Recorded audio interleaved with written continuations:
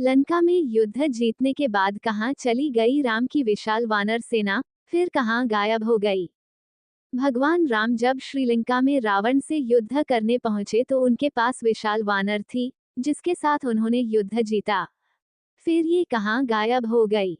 इस सेना का फिर जिक्र क्यों नहीं आता?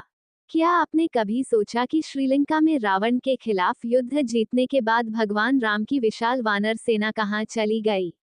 फिर उसने कोई लड़ाई क्यों नहीं लड़ी? ये सेना कहाँ गायब हो गई? राम के पास एक ऐसी सेना थी जिसने इससे पहले शायद ऐसा कोई युद्ध लड़ा था। युद्ध में वो पारंगत भी नहीं थी। दरअसल राम की ये सेना आनन फानन में ही बनी थी। ये वानर सैनिकों वाली सेना थी।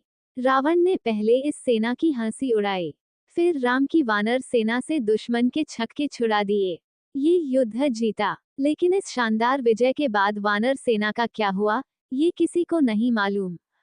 भगवान राम जब युद्ध करने के लिए लंका पहुंचे, उन्होंने रावण की मजबूत सेना के खिलाफ युद्ध शुरू किया तो उनकी सेना में केवल वानर थे।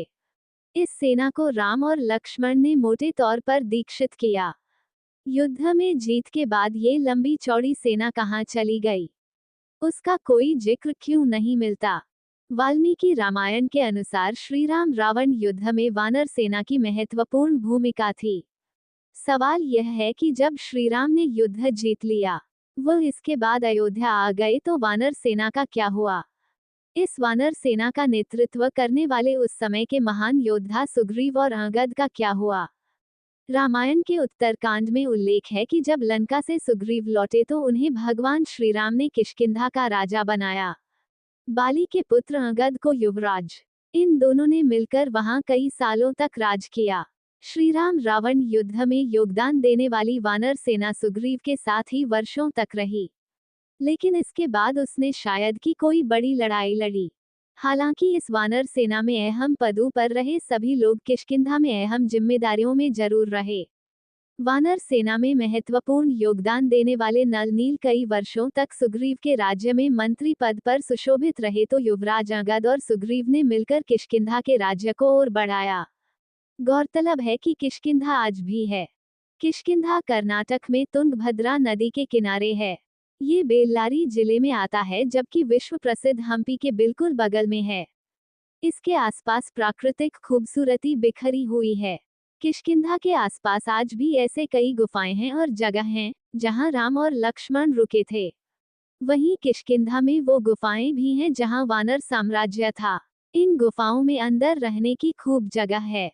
किष्किंधा के ही आसपास काफी बड़े इलाके में घना वन फैला हुआ है, जिसे दंडक वन या दंडकारण्य वन कहा जाता है। यहाँ रहने वाली ट्राइब्स को वानर कहा जाता था, जिसका अर्थ होता है वन में रहने वाले लोग। रामायण में किष्किंधा के पास जिस ऋषिमुख पर्वत की बात कही गई है वह आज भी उसी नाम से तुंगभद्रा नदी के किनारे स्थित है।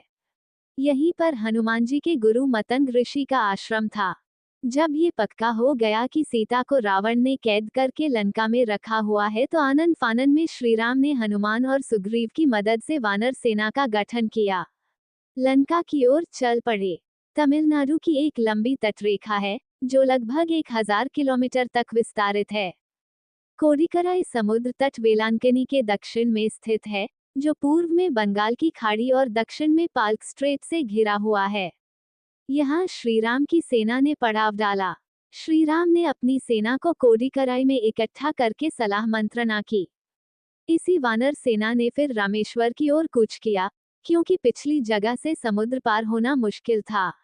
श्रीराम ने रामेश्वरम के आगे समुद्र में वह स्थान ढूंढ निकाला जहां से आसानी से श्रीलंका पहुंचा जा सकता हो। इसके बाद विश्वकर्मा के पुत्र नल और नील की मदद से वानरों ने पुल बनाना शुरू कर दिया। वानर सेना में वानरों के अलग अलग झुंड थे। हर झुंड का एक सेनापति था, जिसे युद्धपति कहा जाता था।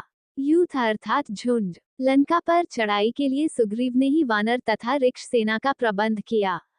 बताया जाता है कि ये वानर सेना जुटाई गई थी। ये संख्या में करीब 1 लाख के आसपास थी। ये सेना राम के कुशल प्रबंधन और संगठन का परिणाम थी।